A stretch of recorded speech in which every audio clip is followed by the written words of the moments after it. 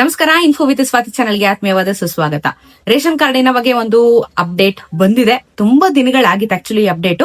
So ಇವಾಗ ration ಕಾರ್ಡಿನ ಬಗ್ಗೆ ಒಂದಷ್ಟು ಅಪ್ಡೇಟ್ಸ್ ಬಂದಿದೆ. ಅದ್ರ ಬಗ್ಗೆ ವಿಡಿಯೋದಲ್ಲಿ ಮಾತಾಡ್ತಾ ಹೋಗ್ತೀನಿ. ಚಾನೆಲ್ ಸಬ್ಸ್ಕ್ರೈಬ್ ಮಾಡ್ಕೊಂಡು ವಿಡಿಯೋನ ಕಂಟಿನ್ಯೂಸ್ ಆಗಿ ವಾಚ್ ಮಾಡಿ. ಸೊ ರೇಷನ್ ಕಾರ್ಡ್ ಹೊಸ ಅಪ್ಲಿಕೇಶನ್ಸ್ ಏನಾದ್ರೂ ಶುರುವಾಗಿದೆಯಾ ಅಂತ ಕೇಳಿದ್ರೆ ಇಲ್ಲ, ಹೊಸ ಅಪ್ಲಿಕೇಶನ್ ಶುರುವಾಗಿಲ್ಲ. ಇದರ ಬದಲಾಗಿ ನಿಮಗೆ ತಿದ್ದುಪಡಿಗೆ ಅವಕಾಶನ ಕಲ್ಪಿಸ್ಕೊಟ್ಟಿದ್ದಾರೆ.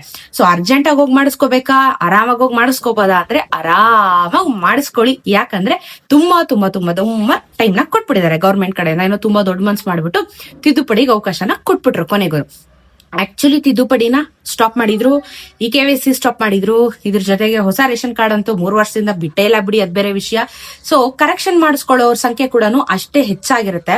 ಈಗ ಕರೆಕ್ಷನ್ ಆಗ್ಲೇಬೇಕು, ಕೆಲವ್ರದ್ದು ತಪ್ಪಾಗಿರುತ್ತೆ. ಇವಾಗ ರೇಷನ್ ಕಾರ್ಡ್ ಕೂಡ ಎಲ್ಲಾ ಕಡೆ ಕಂಪಲ್ಸರಿ ಮಾಡ್ತಾ ಇರೋ ಡಾಕ್ಯುಮೆಂಟ್ ಆಗಿರೋದ್ರಿಂದ ನಿಮ್ಗೆ ಕರೆಕ್ಟ್ ಆಗಿ KYC ಆಗಿರ್ಬೋದು ಅಥವಾ ಸ್ಪೆಲ್ಲಿಂಗ್ ಮಿಸ್ಟೇಕ್ಸ್ ಗಳಾಗಿರ್ಬೋದು ಎಲ್ಲದಕ್ಕೂ ಮಾಡಿಸ್ಕೊಳ್ಳೇಬೇಕು ರೇಷನ್ ಕಾರ್ಡ್ ನ. ಇಲ್ಲ ಅಂತಂದ್ರೆ ಮುಂದೆ ನಿಮ್ಗೆ ತೊಂದರೆ ಕಟ್ಟಿಟ್ಟ ಬುತ್ತಿ. ಅದ್ರ ಬಗ್ಗೆ ನಾನು ಸುಮಾರು ಸತಿ ನಿಮಗೆ ವಾರ್ನಿಂಗ್ ನ ಕೊಟ್ಟಿದ್ದೀನಿ. ಸೊ ಹಾಗಾದ್ರೆ ಇವಾಗ ರೇಷನ್ ಕಾರ್ಡ್ ಅಲ್ಲಿ ಏನೇನೆಲ್ಲ ತಿದ್ದುಪಡಿನ ಮಾಡಿಸ್ಕೊಳ್ಳೋದಕ್ಕೆ ಅವಕಾಶ ಇದೆ. ಹೆಸರು ಮಿಸ್ಟೇಕ್ ಆಗಿದ್ರೆ, ಸ್ಪೆಲ್ಲಿಂಗ್ ಮಿಸ್ಟೇಕ್ ಗಳಾಗಿದ್ರೆ ಇದನ್ನ ಸರಿಪಡಿಸ್ಕೋಬಹುದು. ಹೆಸರನ್ನ ಆಡ್ ಮಾಡಬಹುದು, ಹೆಸರನ್ನ ಡಿಲೀಟ್ ಮಾಡಬಹುದು. ತೀರ್ಕೊಂಡಿರೋರು ಯಾರಾದ್ರೂ ಇದ್ರೆ ರೇಷನ್ ಕಾರ್ಡ್ ಅಲ್ಲಿ ದಯವಿಟ್ಟು ಅವರ ಹೆಸರನ್ನ ಡಿಲೀಟ್ ಮಾಡಿಸಿ. ಇವಾಗ ಆಲ್ರೆಡಿ ನಿಮ್ಗೆ SIR ಆಗಿರ್ಬೋದು, ಗೃಹಲಕ್ಷ್ಮಿ ಆಗಿರ್ಬೋದು, ಇದರ ಬಗ್ಗೆ ನಿಮ್ಗೆ ಏನೆಲ್ಲ ಬದಲಾವಣೆಗಳು ಆಗ್ತಾ ಇದೆ ಅನ್ನೋದು ನಿಮ್ಗೆ ಆಲ್ರೆಡಿ ಗೊತ್ತಿದೆ. ಸೊ ಇನ್ನೂ ತೀರ್ಕೊಂಡಿರೋರ್ ಹೆಸರು ರೇಷನ್ ಕಾರ್ಡ್ ಅಲ್ಲಿ ಏನಾದ್ರು ನೀವು ಇಟ್ಟಿದ್ರೆ ದಯವಿಟ್ಟು ನೇಮ್ನ ಡಿಲೀಟ್ ಮಾಡಬೇಡಿ. ಯಾಕೆ ಅವ್ರ ಹೆಸರಲ್ಲಿ ನೀವು ರೇಷನ್ ತಗೋತಾ ಇರ್ತೀರಾ? ಅಟ್ಲೀಸ್ಟ್ ಬೇರೆಯವ್ರಿಗಾದ್ರೂ ಹೆಲ್ಪ್ ಆಗುತ್ತಲ್ವಾ? ನಾಳೆ ದಿನ ನಿಮ್ಮ ರೇಷನ್ ಕಾರ್ಡ್ ಕ್ಯಾನ್ಸಲ್ ಆಗೋದಕ್ಕಿಂತ ಅವ್ರ ಹೆಸರು ಡಿಲೀಟ್ ಮಾಡಿಸೋದು ಎಷ್ಟೋ ಒಳ್ಳೆ ಕೆಲಸ ಅಂತ ಅನ್ಸುತ್ತೆ.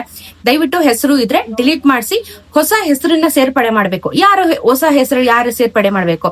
ಮಕ್ಕಳ ಹೆಸರನ್ನ ಸೇರಿಸಬೇಕು ಅಂತ ಅಂದ್ರೆ, ಫಾರ್ ಎಕ್ಸಾಂಪಲ್ 5 ವರ್ಷ ಆಗಿರುವಂತ ಮಕ್ಕಳಿಗೆ ನೀವು ರೇಷನ್ ಕಾರ್ಡ್ ಅಲ್ಲಿ ಹೆಸರನ್ನ ಸೇರಿಸಬಹುದು.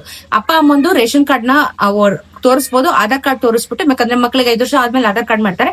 ಆಧಾರ್ ಕಾರ್ಡ್ ಇದ್ರೆ ಆಲ್ರೆಡಿ ಅದನ್ನ ತೋರಿಸಬಹುದು. ಇಲ್ಲ ಅಂತಂದ್ರೆ ಪೇರೆಂಟ್ಸ್ ಕೊಟ್ಬಿಟ್ಟು ನೀವು ಹೆಸರನ್ನ ಸೇರ್ಪಡೆ ಮಾಡಬಹುದು. ಸೆಕೆಂಡ್, ಹೊಸದಾಗಿ ಮದ್ವೆ ಆಗಿ ಹೋಗಿರುವಂತವ್ರು ಲೊಕೇಶನ್ ಚೇಂಜ್ ಆಗಿರುತ್ತೆ. ಗಂಡನ ಹೆಸರು, ಗಂಡನದು ಏನು ರೇಷನ್ ಕಾರ್ಡ್ ಇರುತ್ತೆ ಆ ಹೆಸರಲ್ಲಿ ನಿಮ್ಮ ಹೆಂಡತಿ ಹೆಸರನ್ನ ಹಾಕ್ಬೇಕು ಅಂದ್ರೆ ಅದಕ್ಕೆ ಅವಕಾಶ ಇರುತ್ತೆ. ಹೊಸದಾಗಿ ಮದ್ವೆ ಆಗಿರೋರು ರೇಷನ್ ಕಾರ್ಡ್ ಅಲ್ಲಿ ಹೆಸರುಗಳನ್ನ ಸೇರಿಸ್ಕೊಳ್ಳೋದಕ್ಕೆ ಅವಕಾಶ ಇದೆ.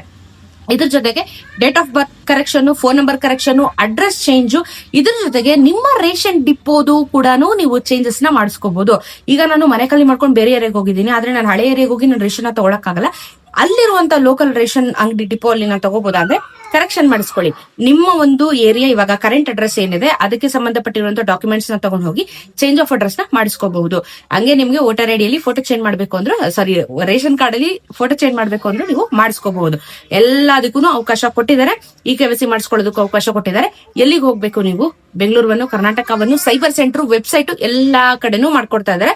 ನೀವು ಬೆಂಗಳೂರು ಕರ್ನಾಟಕವನ್ನು ಹೋದ್ರೆ ಫ್ರೀಯಾಗಿ ಮಾಡ್ಕೊಡ್ತಾರೆ, ಸೈಬರ್ ಸೆಂಟರ್ ಹೋದ್ರೆ ದುಡ್ಡು ತಗೊಂತಾರೆ. ಇಲ್ಲ ನಾವೇ ಮಾಡ್ಕೋಬಹುದು ವೆಬ್ಸೈಟ್ ಅಲ್ಲಿ ಅಂದ್ರೆ ಮಾಡ್ಕೋಬಹುದು, ಬಟ್ ರಿಸ್ಕಿ ಇರುತ್ತೆ. ಯಾಕಂದ್ರೆ KYC ಏನಾದ್ರು ಮಾಡ್ಬೇಕು ಅಂದ್ರೆ ತಮ್ಮ ಇಂಪ್ರೆಷನ್ ಕೊಡ್ಬೇಕಂದ್ರೆ ಅದಕ್ಕೆ ಬಯೋಮೆಟ್ರಿಕ್ಸ್ ಎಲ್ಲ ಬೇಕಾಗತ್ತೆ, ಎಲ್ಲ ಅದಕ್ಕೆ ಮಿಷಿನ್ಸ್ ಬೇಕಾಗತ್ತೆ. ಸೊ ವಾಸಿ ಹೋಗ್ಬಿಟ್ಟು ಬನ್ನಿ ಟಕ್ಕನಂಗ್ ಮಾಡ್ಕೊಟ್ಬಿಡ್ತಾರೆ. ಯಾಕಂದ್ರೆ ಅವ್ರು ಅದಕ್ಕೆ ಅಂತಾನೆ ಇರ್ತಾರೆ, ಫಾಸ್ಟ್ ಕೆಲಸ ಆಗುತ್ತೆ. ಓಕೆನಾ?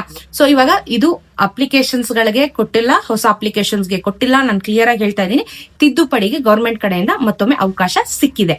ಡೇಟ್ ಮುಂದಿನ ವರ್ಷ ತನಕ ಟೈಮ್ ಇದೆ. ಅಂದ್ರೆ ನಿಮಗೆ ಆಲ್ಮೋಸ್ಟ್ ಇನ್ನು ನಾವೆಲ್ಲಿ ಇದೀವಿ? ಇನ್ನ ಆಗಸ್ಟ್ ಅಲ್ಲಿ ಇದೀವಿ. ಜನವರಿ, ಫೆಬ್ರವರಿ, ಮಾರ್ಚ್, ಏಪ್ರಿಲ್, ಮೇ ತಿಂಗಳು, ಮೇ 2027 ನಿಮಗೆ ಅವಕಾಶ ಕೊಟ್ಟಿದ್ದಾರೆ. ನಾವೀಗ ಆಗಸ್ಟ್ ಅಲ್ಲಿ ಇದೀವಿ. ನೆಕ್ಸ್ಟ್ ವರ್ಷ ಮೇ ವರ್ಗುನು ನಿಮಗೆ ಈ ಒಂದು ಕರೆಕ್ಷನ್ಸ್ ಆಗಿರ್ಬೋದು, KYC ಆಗಿರ್ಬೋದು, ಎಲ್ಲಾ ರೀತಿನೂ ರೇಷನ್ ಕಾರ್ಡ್ ಅಲ್ಲಿ ಮಾಡಿಸ್ಕೋಬಹುದು. ಇದು ಬರೀ BPL APL, BPL, ಅಂತ್ಯೋದಯ ಯಾರಿದ್ರು ಮಾಡಿಸ್ಕೋಬಹುದು. ಎಲ್ಲರಿಗೂ ಅವಕಾಶ ಕಲ್ಪಿಸ್ಕೊಟ್ಟಿದ್ದಾರೆ. ಆಲ್ಮೋಸ್ಟ್ 1 ವರ್ಷ ಟೈಮ್ ಇದೆ. ಆರಾಮಾಗಿ ಹೋಗಿ ಮಾಡಿಸ್ಕೊಂಡು ಬನ್ನಿ, ಸರಿನಾ? ಬಟ್ ಹೊಸ ರೇಷನ್ ಕಾರ್ಡ್ ಅಪ್ಲಿಕೇಶನ್ಸ್ ಬಿಟ್ಟಿಲ್ಲ. ಅದ್ರ ಬಗ್ಗೆ ನಾನು ಕ್ಲಿಯರ್ ಆಗಿ ಹೇಳ್ತಾ ಇದ್ದೀನಿ. ಸದ್ಯಕ್ಕೆ ರೇಷನ್ ಕಾರ್ಡಿನ ವಿಚಾರ ಇದಿಷ್ಟು ಅಪ್ಡೇಟ್ ಇದೆ. ಅಂಡ್ ಇವಾಗ ಇನ್ನೇನು ನಿಮ್ಗೆ ರೇಷನ್ ಎಲ್ಲ ಕೊಡ್ತಾ ಇರ್ತಾರೆ. ನಾನು ಹೇಳ್ದೆ ನಿಮಗೆ ಇಂದಿರಾ ಕಿಟ್ ಎಲ್ಲ ಕೊಡೋದಿಲ್ಲ ಈ ತಿಂಗಳು ಕೂಡ ಇಲ್ಲ, ಇನ್ನೂ ಟೈಮ್ ಆಗುತ್ತೆ. ಬಟ್ ಇವಾಗ ಆಲ್ರೆಡಿ ನಿಮಗೆ ರೇಷನ್ ಡಿಸ್ಟ್ರಿಬ್ಯೂಷನ್ ಶುರುವಾಗಿರುತ್ತೆ. ಬಯೋಮೆಟ್ರಿಕ್ ನ ಈಸ್ಕೊಂಡು ನಿಮ್ಗೆ ರೇಷನ್ ಡಿಪೋಗಳಲ್ಲಿ ರೇಷನ್ ನ ಕೊಡ್ತಾ ಇರ್ತಾರೆ. ಈಸ್ಕೊಳ್ಳಿ. 5 kg ಅಕ್ಕಿ ಕೇಂದ್ರದ್ದು, ರಾಜ್ಯದ್ದು ಕೊಡ್ತಾ ಇದಾರೆ, ಬಿಟ್ಟು ಬೇರೆ ಏನು ಎಕ್ಸ್ಟ್ರಾ ಕೊಡ್ತಾ ಇಲ್ಲ. ಈಸ್ಕೊಂಡ್ ಬನ್ನಿ. ನಿಮಗೆ ಬೆಳಗ್ಗೆ 6 ಗಂಟೆಯಿಂದ ಸಂಜೆ 10 ಗಂಟೆವರೆಗೂ ರೇಷನ್ ಡಿಪೋಗಳು ಇವಾಗ ಓಪನ್ ಇರುತ್ತೆ. ಹೊಸ ರೂಲ್ಸ್ ನ ಮಾಡಿದ್ದಾರೆ.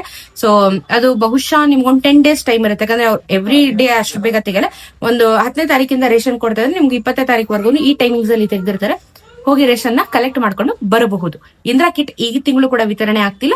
ಇಂದಿರಾ ಕಿಟ್ ಬಗ್ಗೆ ಅದೇ ರೀತಿ ಮಾಹಿತಿ ಸದ್ಯಕ್ಕಿಲ್ಲ. ಓಕೆನಾ? 5 kg ಅಕ್ಕಿ, 5 kg ಏನ್ ಕೇಂದ್ರದ್ದು, ರಾಜ್ಯದ ಬರ್ತದೆ, ಅದು ಇಸ್ಕೊಂಡು ನೀವು ಬರಬಹುದು.